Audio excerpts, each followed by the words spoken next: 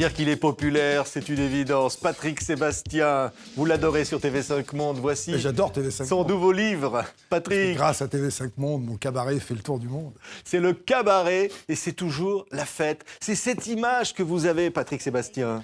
Ouais, bah c'est volontaire, ça correspond assez au bouquin, j'ai grandi dans ça. C'est-à-dire que dans le village où j'étais, on n'avait pas... Même après, à Brive, on avait... l'urgence, c'était de bosser. Ouais. On travaillait beaucoup et c'est vrai qu'il nous fallait des soupapes. Et les soupapes, c'était la télé de l'époque, c'était la piste aux étoiles, c'était les Carpentiers.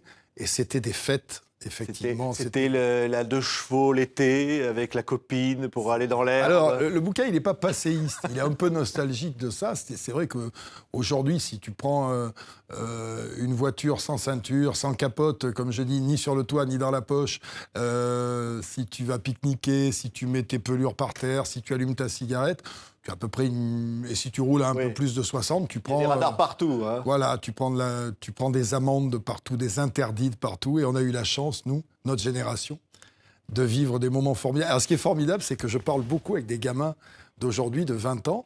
Et quand ils évoquent cette période, eux, de ce qu'on leur en raconte, ils ont les yeux qui brillent plus que s'ils l'avaient vécu. Ils sont plus nostalgiques que nous, à la limite, d'une période qu'ils n'ont pas vécue, parce qu'ils envient notre liberté de l'époque. Et puis il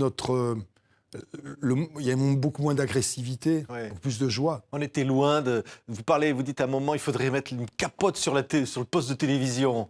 Oui, mais enfin, c'est pour faire du style, mais c'est vrai que la télé ne nous déversait pas en boucle une violence perpétuelle, à la fois dans les infos et à la fois dans les séries et dans les... J'écoutais Michel Serres, qui est un philosophe que j'adore, sur une radio, qui disait qu'un enfant, je crois, de 14 ans, a vu 20 000 meurtres et que c'est de la publicité subliminale pour le meurtre.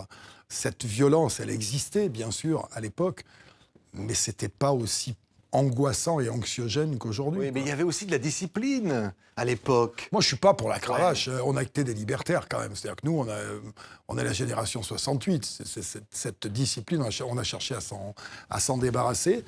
Mais il y avait un respect de certaines choses.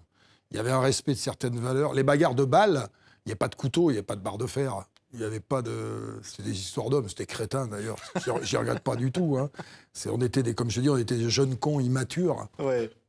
Mais il y avait un respect. Moi, je sais que tout ce que j'ai appris à l'école, qui me permet de comprendre plein de choses aujourd'hui, je l'ai appris au temps de la discipline. Oui. Ouais. Et la maman qui disait, à quoi ça sert de s'acheter un matelas à crédit si à cause du crédit, on ne peut pas dormir? Ouais, c'est ça. À quoi ça sert d'acheter un matelas neuf à crédit si le prix du crédit t'empêche de dormir? Mais ça, c'est toutes des phrases de bon sens, poétiques, très souvent poétiques. Avoir un travail, c'est déjà ton salaire.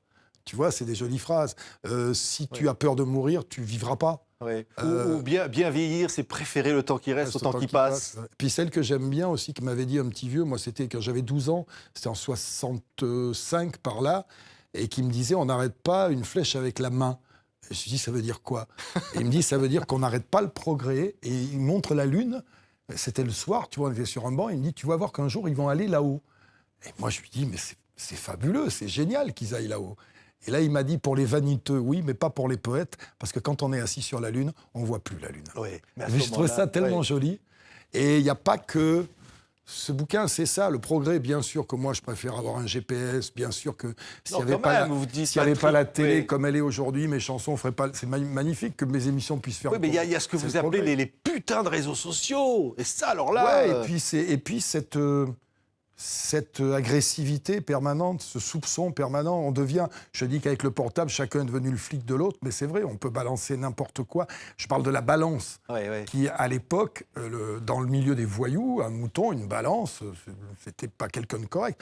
Aujourd'hui, les lanceurs d'alerte, comme on dit, c'est les stars, c'est eux qui ont raison, sans vérification, forcément. Donc je vais pas changer le cours du temps, c'est pas moi qui vais changer ça, mais c'est vrai que j'ai la nostalgie d'une époque où... on punissait les corbeaux parce que c'est pas juste, parce que le mensonge, colporter le mensonge, la calomnie, la haine, Parce qu'en fait, c'est un bouquin d'amour. On fait un peu de polémique dessus, mais c'est un C'est bouquin parce qu'on d'amour. vous dit, vous êtes allé dans une émission, on peut la voir sur TV5 Ouais. Monde. Mais là, c'est de un Laurent traquenard, c'est Ruquier. autre chose. Oui, mais bon, on vous a dit, c'est un Non, mais livre c'est un qui traquenard. déverse de Non, c'est un traquenard nostalgie. parce qu'on Oui. m'a fait déjà, quand on a des journalistes en face de soi et qui, tu as lu le bouquin et qui te disent des choses qui ne sont pas dedans, par exemple Oui. pour la violence sur les enfants, j'ai Ça, c'est Yann Moix qui vous j'ai a dit, pas- c'est voilà. des paroles de salaud. Voilà, il m'a dit c'est une parole de salaud parce que je parlais des fessées qu'on prenait quand on était gamin, qui ont été donnés, non pas pour nous faire du mal, mais pour nous faire du bien à l'époque, et que ça ne m'avait pas traumatisé personnellement. Mais j'ai bien ajouté derrière, je suis incapable de le reproduire sur mes enfants aujourd'hui, je suis contre d'ailleurs. Ouais. Et je ne peux pas le faire, c'est quelque chose que je n'approuve pas. Il est parti dans son truc à lui, il a mélangé volontairement une vraie violence qu'on lui a faite avec cette violence-là. C'était pas du tout le propos, comme il a parlé que je parlais de violence light à propos des enfants, des mêlées de rugby et des bagarres.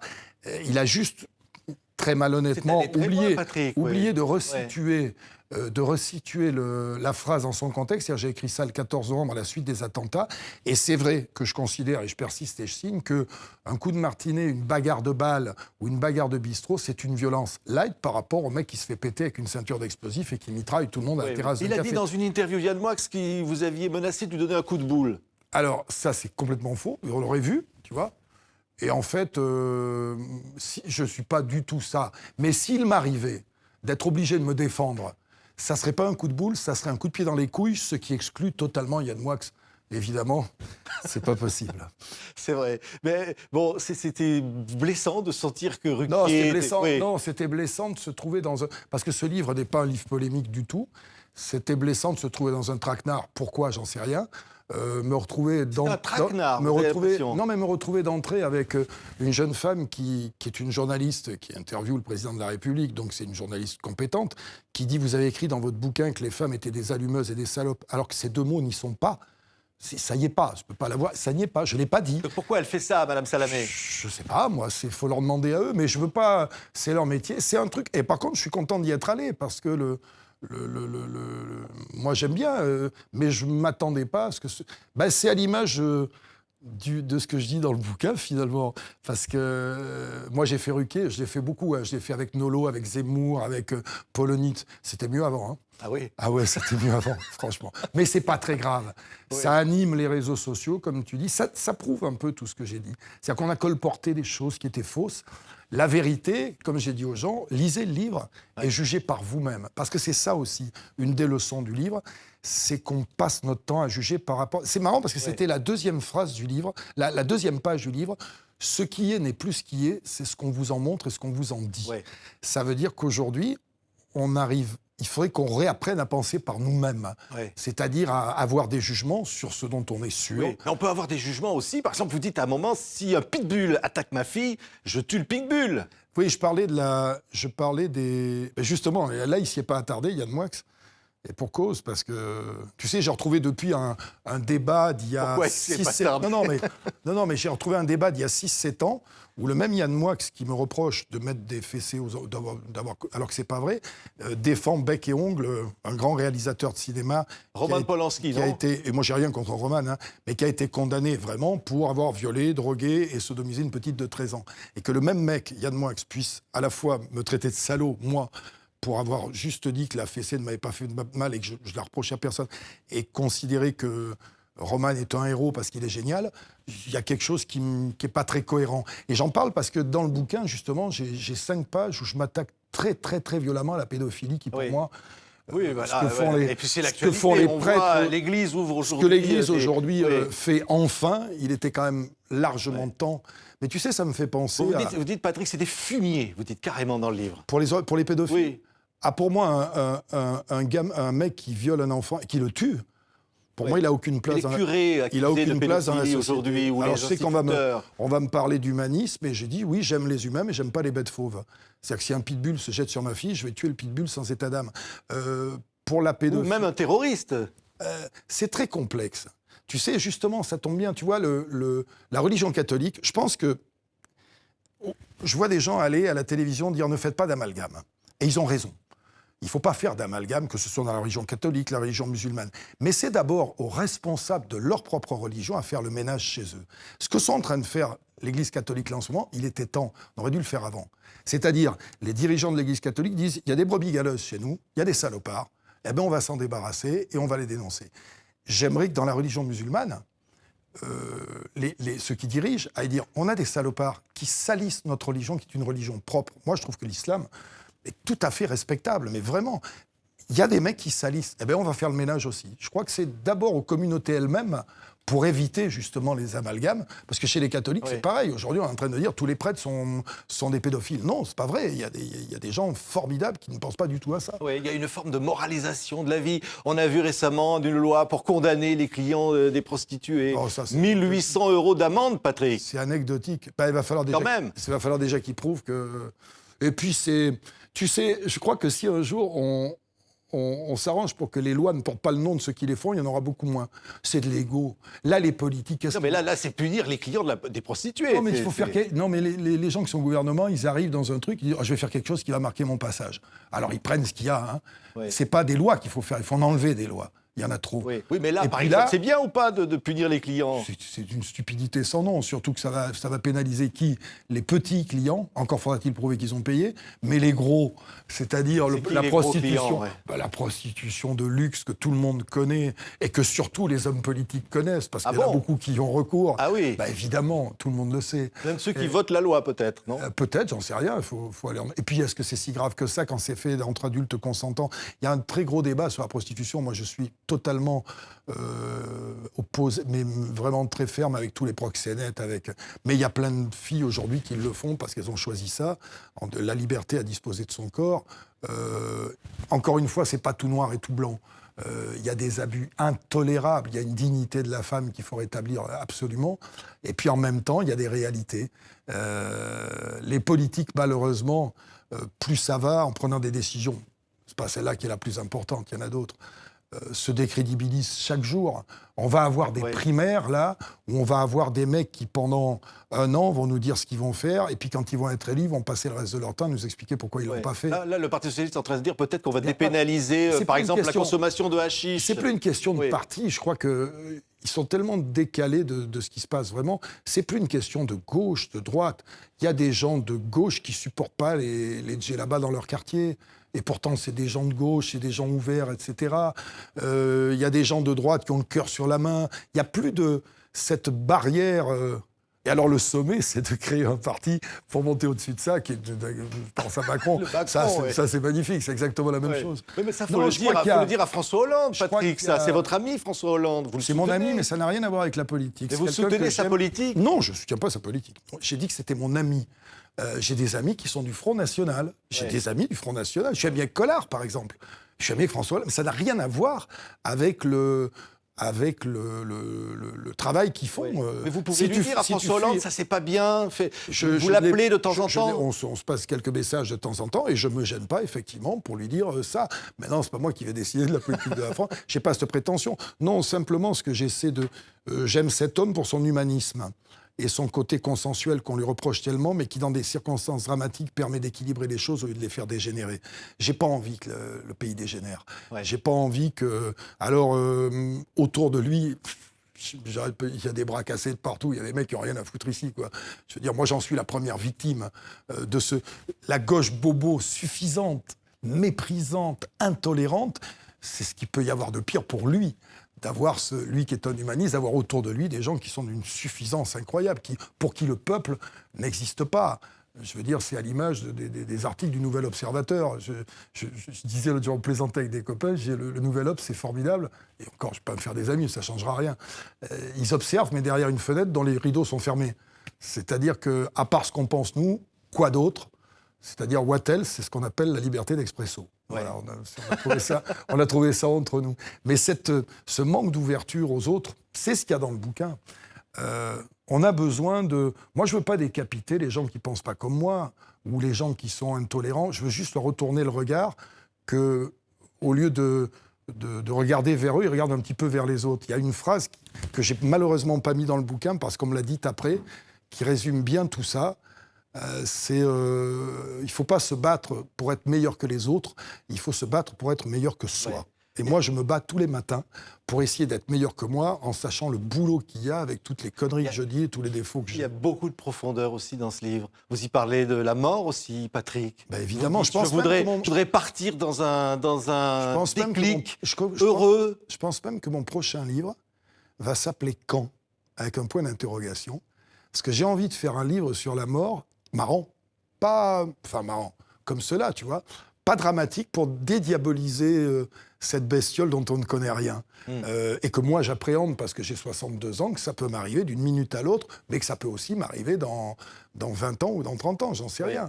Mais j'ai envie d'écrire dessus, ouais, ça me fascine assez, ça me passionne assez, mais pas quelque chose de dramatique. Ouais. Mais vous savez que vous aurez droit, Sachant- vous aurez droit à une émission hommage. Je n'en veux pas, ça fait partie de ça. Tu me dévoiles un peu du bouquin que je vais écrire.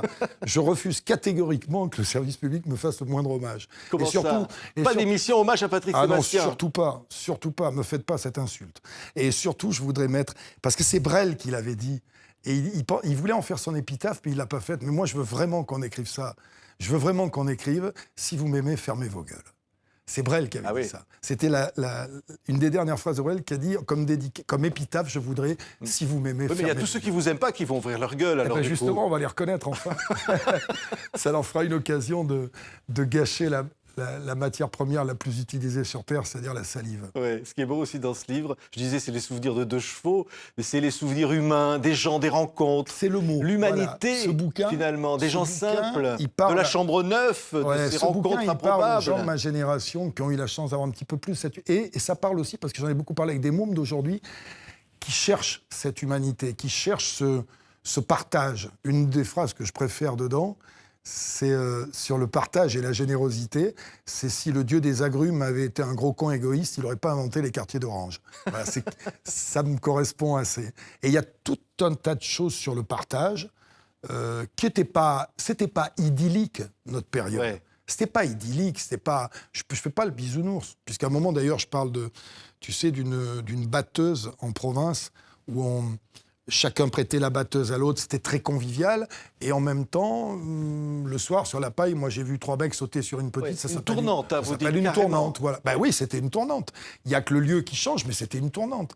Donc, il y a des défauts à chaque époque, mais il y avait peut-être une proximité, les médias ont beaucoup... Et je suis très optimiste, le bouquin est très optimiste. Je pense qu'à un moment, il y a des gens, pas moi c'est fini pour moi, mais des gens qui vont se réveiller, des jeunes, et qui vont dire il faut qu'on, aussi bien pour la protection de la nature que pour la protection de l'être humain, sinon on va arriver à quoi? On va arriver avec 10 mecs dans un bureau qui vont commander une planète vide où tout le monde se sera entretué. Non, il ne faut pas qu'on en arrive à ça. Moi, je ne parle pas pour moi dans ce livre. Je parle, c'est une transmission, puisque les dernières pages d'ailleurs sont pour ma fille, qui est la plus jeune de mes enfants. Je ne veux pas laisser ce monde tel qu'il est.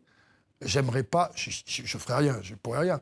Mais ça serait dommage de laisser ce monde tel qu'il est à nos enfants. C'est dégueulasse de laisser ça à nos enfants.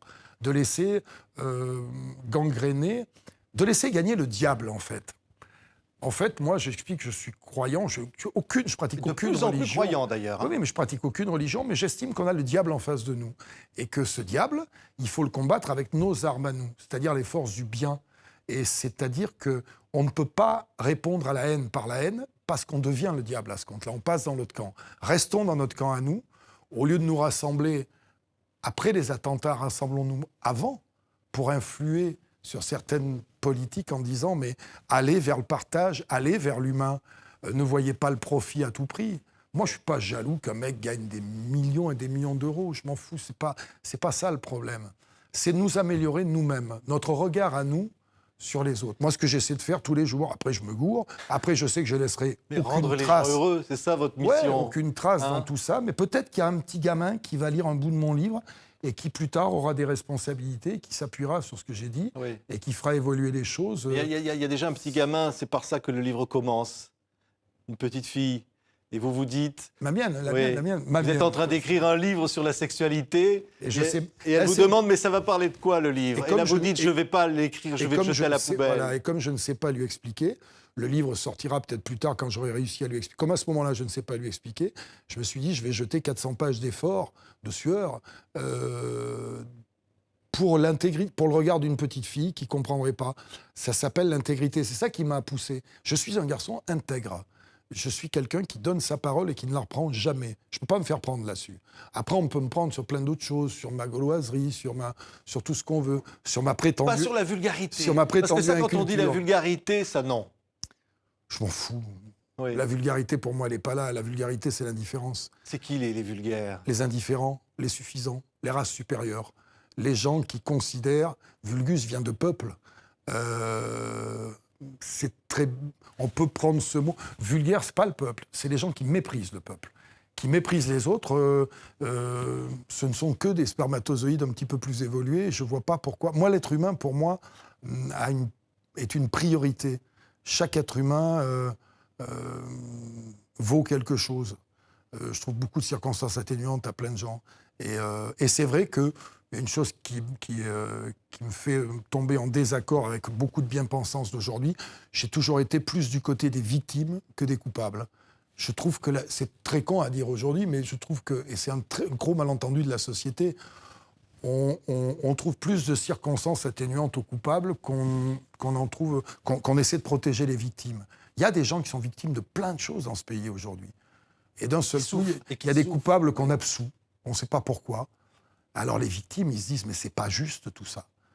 Quand tu as 20 hommes politiques en 10 ans qui sont mis en examen et qu'il n'y en a pas un, et ça finit toujours par des non-lieux, le mec qui se fait choper à 100 au lieu de 80 et qui va lui payer et prendre des amendes en plus, il ne comprend pas. C'est pas juste. C'est pas juste. Et c'est pas populiste de dire ça, parce qu'on m'a reproché aussi avant d'être dans le sens du peuple. Si j'étais populiste, je dirais pas que François Hollande est mon ami, puisqu'il y a 80% des gens qui le détestent, soi-disant.